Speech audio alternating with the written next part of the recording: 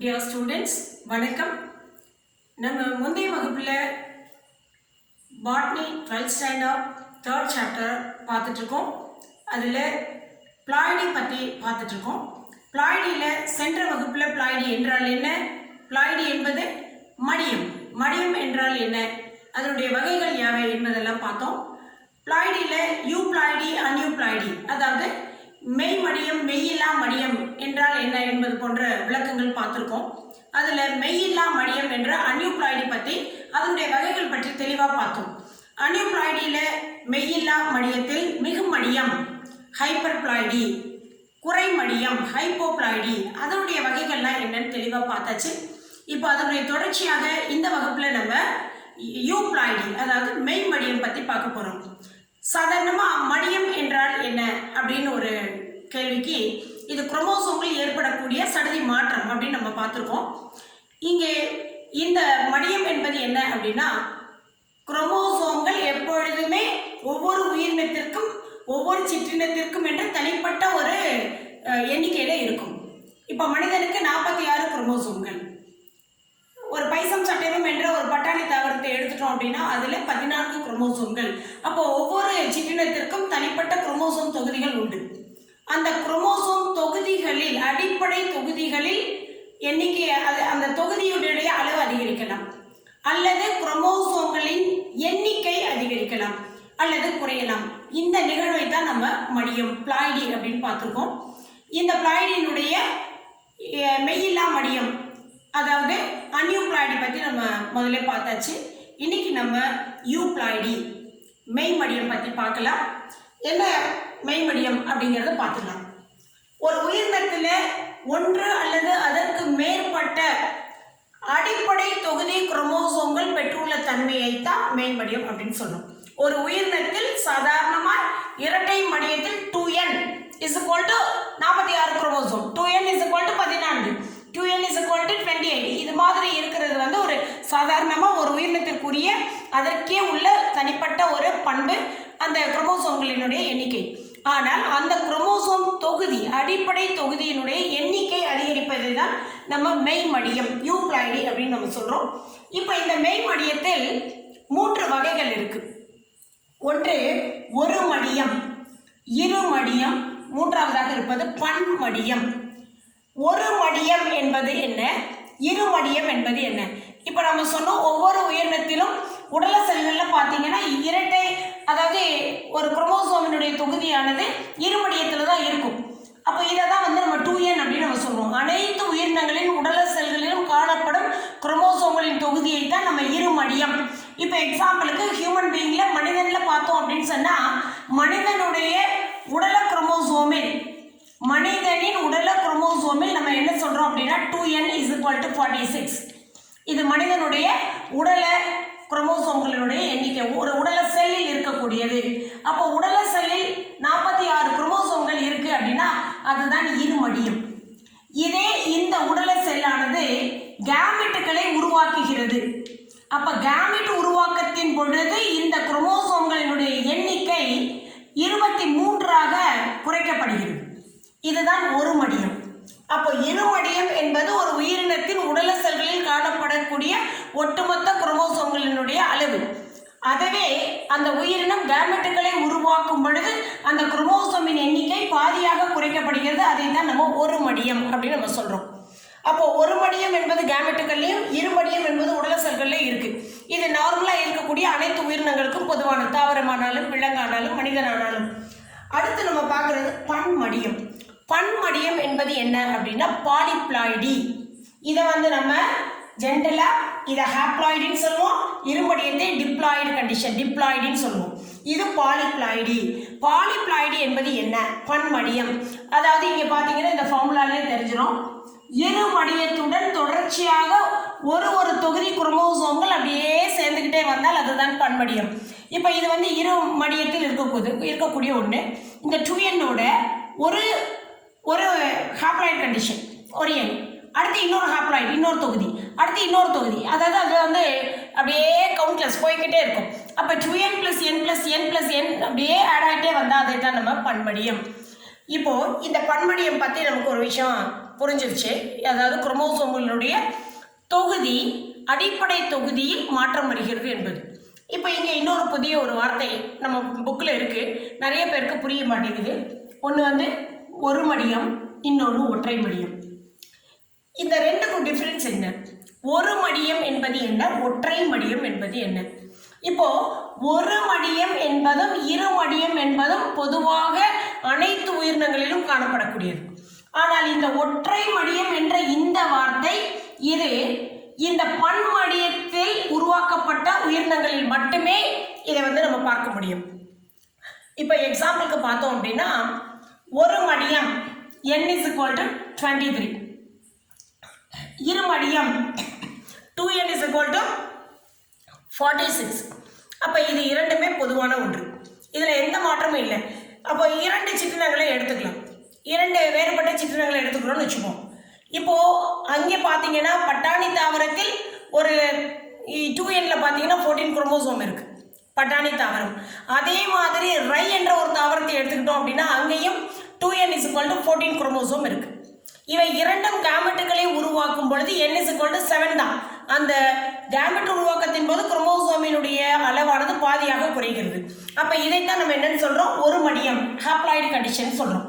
அப்போது ஒவ்வொரு சிற்றினங்கள்லையும் ரெண்டுமே வேறுபட்ட சிற்றினம், ஒன்று ஒரு பட்டாணி தாவரம், இன்னொன்று ரை தாவரம். இந்த ரெண்டு தாவரங்களிலுமே ஒரு மடியத்தில் கேமெட்டுகளில் n is equal to 7 chromosome. அப்போ இங்கே ஏதாவது இதில் ஒற்றை மடியம் அப்படின்னு எதையாவது சொல்ல முடியுமான்னு பாருங்கள், முடியவே முடியாது. ஏன்னா ரெண்டுலேயுமே குரோமோசோமின் எண்ணிக்கை ஒரே மாதிரி இருக்குது. ஆனால் அங்கே கேமெட்டுகள் உருவாக்கத்தின் பொழுதும் அந்த எண்ணிலையும் பார்த்தீங்கன்னா n is equal to அந்த சேம் குரோமோசோம் எண்ணிக்கை தான். அப்போ இங்கே வந்து ஒரு மடியம் இரு மடியம்ங்கிறதுல மாற்றமே வரல. ஏன்னா இது இயல்பான தாவரங்கள், இயல்பான உயிரினங்கள், இவை கலப்பினத்தில் உருவாகவில்லை. இப்போ கலப்பினத்தில் உருவான தாவரமாக இருந்தால், அது பன்மடியமாக இருந்தால், அதாவது பாலிப்ளாய்டு கண்டிஷனில் இருந்தால் அங்கே அடிப்படை குரோமோசோம் தொகுதி எண்ணிக்கையில் 2ற்கு மேற்பட்டு இருக்கும். இருமடியத்தை தாண்டி மும்மடியமாகவோ, 4 மடியமாகவோ, ஐமடியமாகவோ, அறுமடியமாகவோ, எண்மடியமாகவோ எப்படி வேணா இருக்கலாம். அப்போ அந்த மாதிரியான தாவரங்களில் மட்டும்தான் நம்ம ஒற்றை மடியத்தை சொல்ல முடியும். இப்போ எக்ஸாம்பிளுக்கு இந்த கோதுமை என்ற ஒரு தாவரம், பன்மடியத்தில் உருவாக்கப்பட்ட ஒரு கோதுமை தாவரத்தை எடுத்துக்கிட்டோம்னா அங்கே 2n is equal to 72. அதில் டிப்ளாய்டு கண்டிஷன், இந்த இரு மடியத்தில் அங்கே 72 குரோமோசோம்கள் இருக்கு. அப்போ இது கேமெட்டுகளை உருவாக்கினால் அங்கே எவ்வளோ வரும், n is equal to 36. அதான் இங்கே சொல்லியிருக்கோம். அப்போது இருமடியத்தில் அதனுடைய உடல குரோமோசோமே 72 உடல செல்ல இருக்கு. இதுவே கேமெட்டுகளை உருவாக்கும் பொழுது n is equal to 36 குரோமோசோம்கள் தான். ஆனால் இது வந்து ஒரு பாலிப்ளாய்டி தாவரம். பாலிப்ளாய்டி தாவரம் என்பது ஏதாவது ஒரு வேதிப்பொருளினால் தூண்டப்பட்டு குரோமோசோம்கள் இரட்டித்தல் அடைஞ்சிருக்கும். அப்போ இங்கே அந்த பாலிப்ளாய்டி தாவரத்தை இதை தான் வந்து நம்ம ஒற்றை மடியம் என்பது எக்ஸை குறிக்கக்கூடியது. இப்போ இங்கே 2n is equal to 72 சொல்கிறோம், n is equal to 36 சொல்கிறோம்.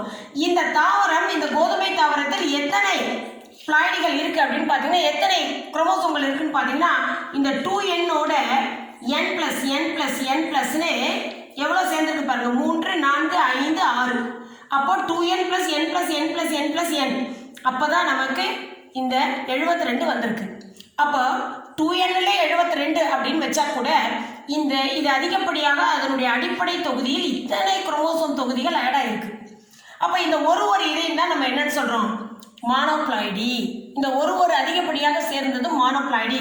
இப்போ 2nல உடல செல்ல நமக்கு இதுதான் காணப்படும், 72 தான் இருக்கும். அது கேமெட்டை உருவாக்கும் போது 36 தான் உருவாக்கும்.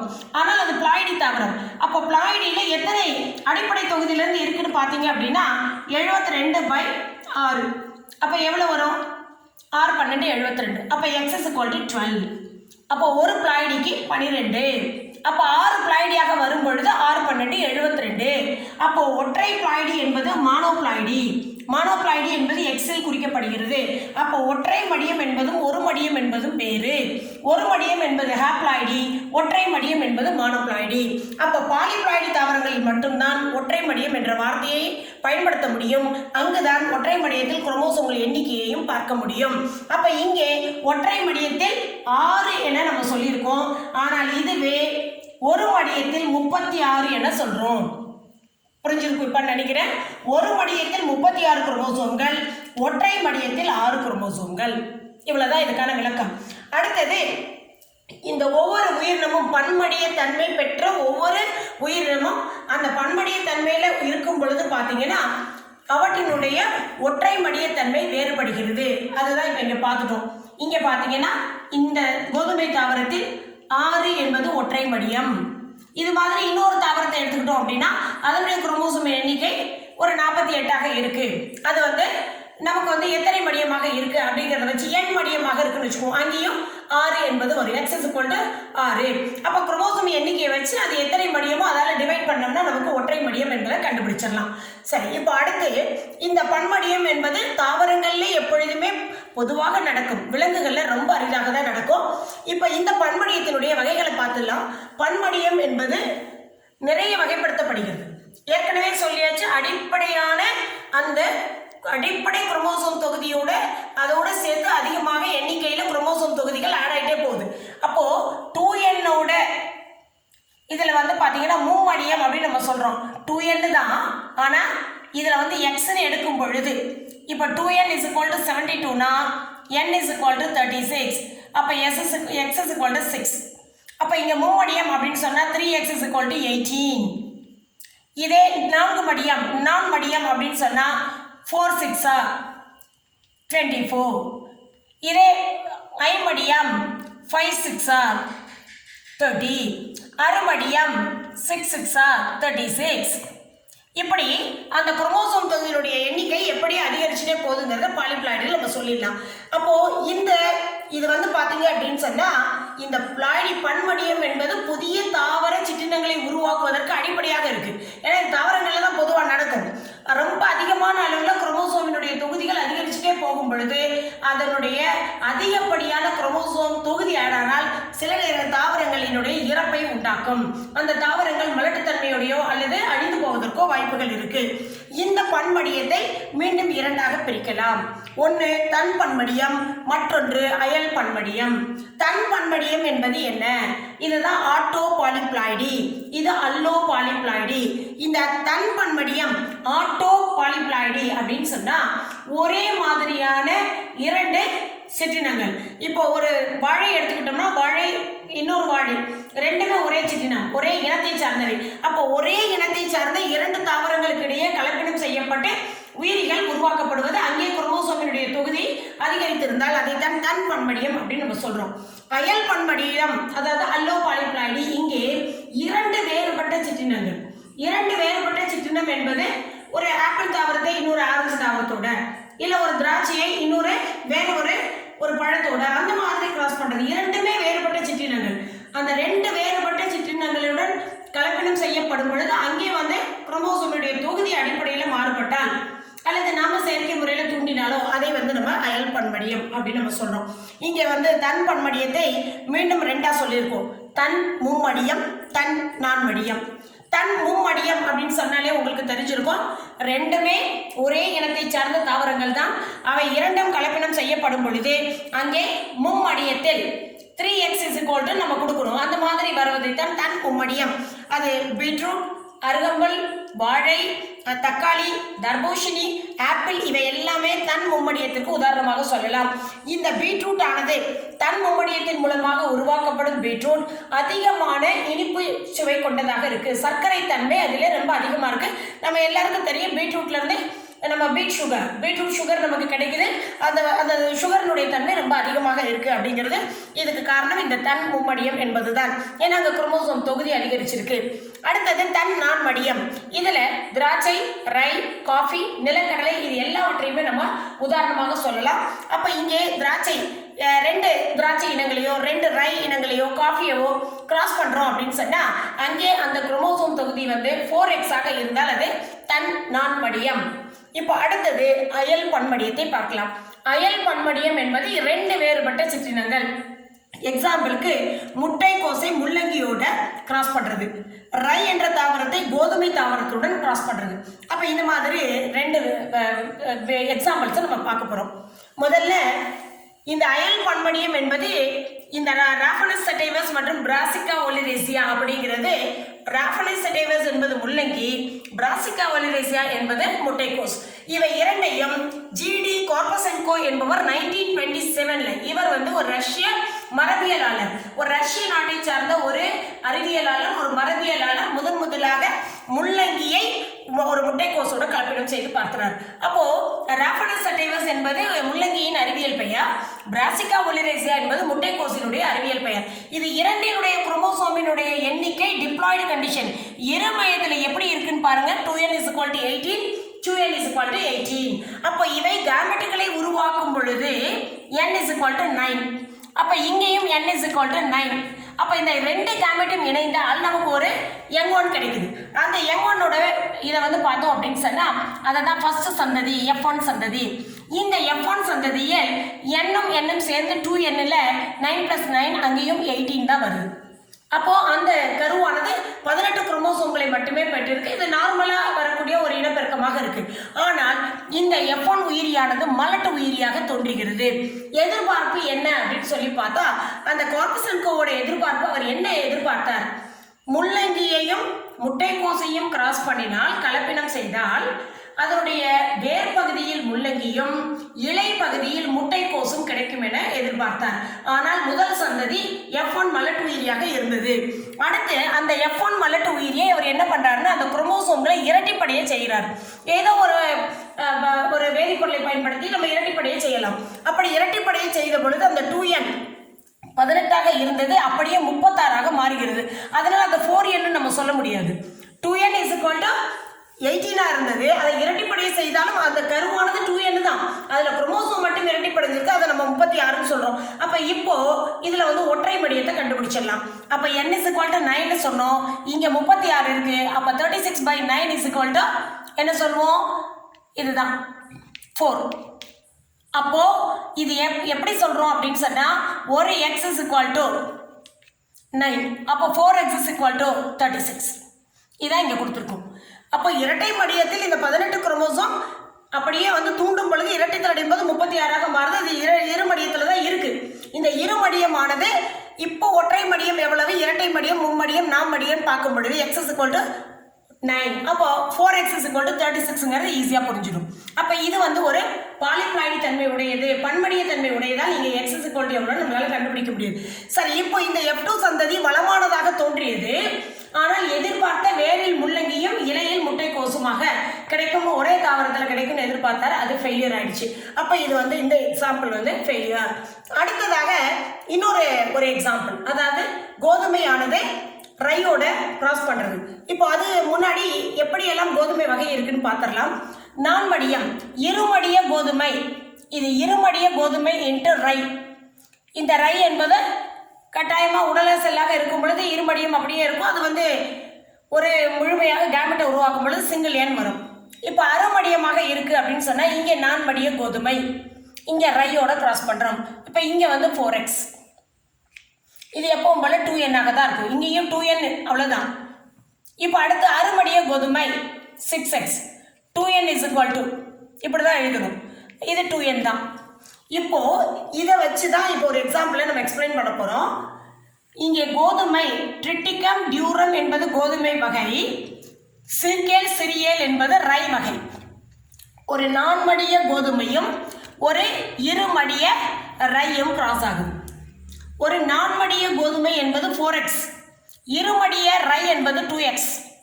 அப்போ இங்கே ட்ரிட்டிகம் டியூரம் என்பது கோதுமையின் அறிவியல் பெயர், சீக்கேல் சிரியல் என்பது ரையினுடைய அறிவியல் பெயர். இப்போ இங்கே 2nல அதாவது இரு மையத்தில் டிப்ளாய்டு கண்டிஷனில் 28 குரோமோசோம், இங்கே டிப்ளாய்டு கண்டிஷனில் இதில் 14 குரோமோசோம் தான். இது கேமெட்டுகளை உருவாக்கும் பொழுது n = 14, இது கேமெட்டை உருவாக்கும் பொழுது n = 7. இது இரண்டையும் கிராஸ் பண்ணும் பொழுது கிடைக்கும் முதல் சந்ததி F1. இந்த முதல் சந்ததியானது n + n 2n, 14 + 7 21. அப்போ இதில் இருக்கக்கூடியது n, இதில் இருக்கக்கூடியது n. அப்போ 2n = 21 தான் நமக்கு கிடைச்சிருக்கு. இப்போ இதை ஏற்கனவே நம்ம பார்த்துருக்கோம். இந்த நான்மடியம் என்பது பிளாய்டியை சார்ந்த ஒரு தாவரம், இது இருமடியம். அப்போ இங்கே 2n = 28. அப்போ எத்தனை நான்மடியம்னு சொல்லியாச்சு. அப்போ ஒரு x = எவ்வளோ, 28/4. அப்போ ஒரு x = 7. அப்போ இங்கே நார்மலாகவே கேமெட் உருவாக்கத்தில் 7. அப்போ x is equal to 7 இங்கே இருக்குது அப்படின்னா இங்கேயும் அதே தான். இப்போ இது 2x, இங்கே 7, இங்கே 14 வந்தாச்சு. அப்போ இதை என்னவா கணக்கு வச்சுக்கிறோம்? 2xன்னு. இங்கே இந்த n is equal to 7 ஒரு x தான் வைக்க முடியும். இந்த 2xம் xம் சேர்ந்தால் எவ்வளோ கிடைக்குது? 3x. 3x is equal to 21. இப்போ கிடைச்சிருச்சு. இங்கேருந்து கேமெட் உருவாகும் போது 14, இங்கேருந்து கேமெட் உருவாகும் போது 7, ரெண்டும் சேர்ந்தால் 21. ஒரு எக்ஸுக்கு எவ்வளோ அப்படின்னு பார்த்தா இது நான் மடியம். அப்போது ஒரு மடியத்துக்கு 7னா நான் மடியத்துக்கு 28. அப்போ ஒரு மடியம் இஸ் equal to 7. இங்கே ஆல்ரெடி ஒரு மடியம் 7 தான் இருக்குது. இது இருமடிய தாவரம் தான்.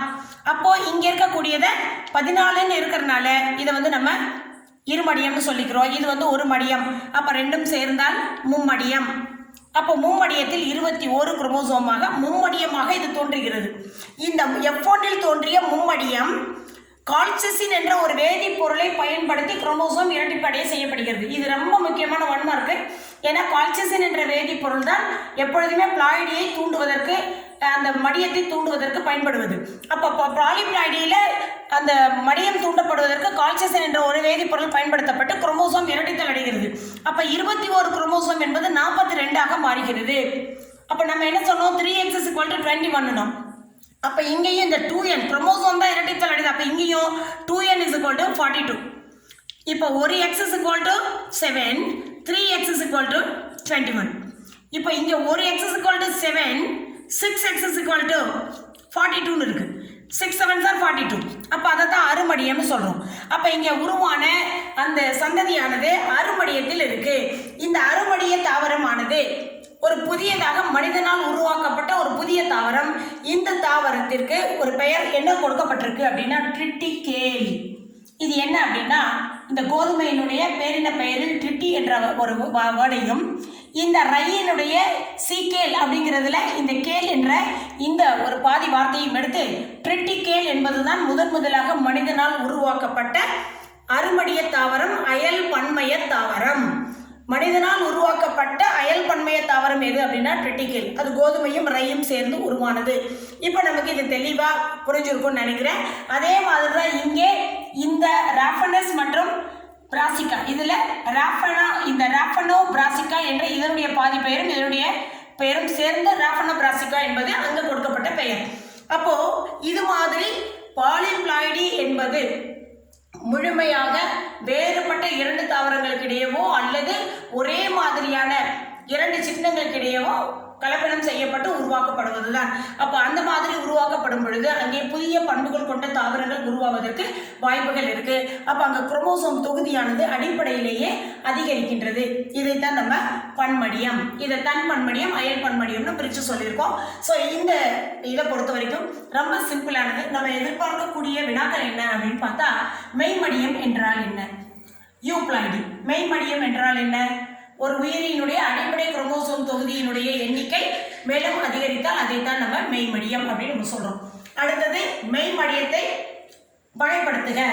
ஒரு மடியம், இருமடியம், பன்மடியம். அவ்வளவுதான். ஒரு மடியம், இருமடியம், பன்மடியம். ஒரு மடியத்தை ஒற்றை மடியத்திலிருந்து வேறுபடுத்துக.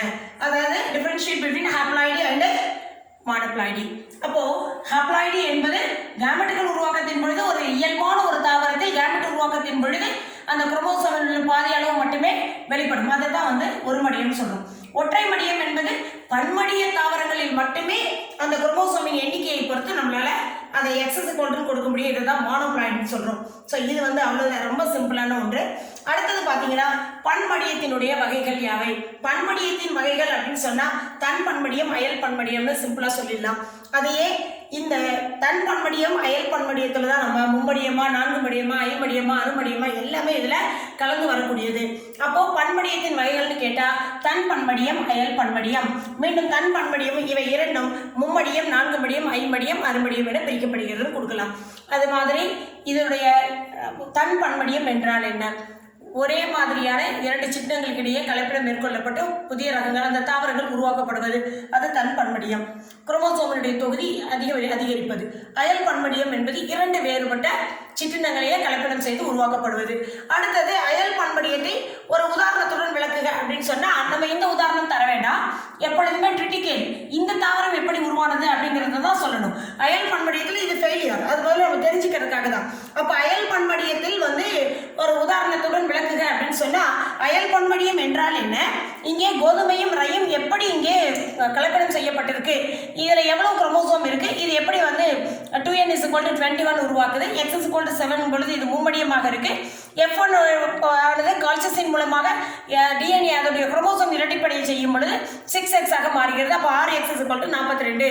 அப்போ இதை வந்து அருமடியம்னு சொல்கிறோம். அப்படிங்கிறத விளக்கம் சொன்னால் நம்ம இந்த அயல் பன்மடியத்தினுடைய விளக்கத்திற்கு ஒரு மதிப்பெண், அது மாதிரி இந்த ஒரு சார்ட்டை போடுறதுக்கு நமக்கு ஒரு 2 மதிப்பெண், இதை அப்படியே விளக்கமாக எழுதினோம் அப்படின்னு சொன்னால் ஒரு 2 மதிப்பெண்ணை வாங்கிடலாம் ஈஸியாக. அப்போது விளக்கம் ஒரு 2 மதிப்பெண், இந்த எக்ஸாம்பிள் எழுதுறது எக்ஸாம்பிள் இது ரெண்டையும் கிராஸ் பண்ணுறோம் இல்லையா, அதுக்கு வந்து நமக்கு மதிப்பெண் உண்டு. இது முதலாக மனிதனால் உருவாக்கப்பட்டதுன்னு எழுதினா இதுக்கு ஒரு மதிப்பெண். அப்போ டோட்டலாக 2 மார்க்ஸ், 2 மார்க்ஸ், இதுக்கு ஒரு 1 மார்க். இப்படி ஈஸியாக மார்க்ஸ் வாங்கிடலாம். அதனால் இதெல்லாம் ரொம்ப சிம்பிள். அப்புறம் வந்து நான்மடியம், இந்த மாதிரியான இதை கொடுத்து இது நான்மடியமா அருமடியமா எண்மடியமான்னு கேட்கலாம்.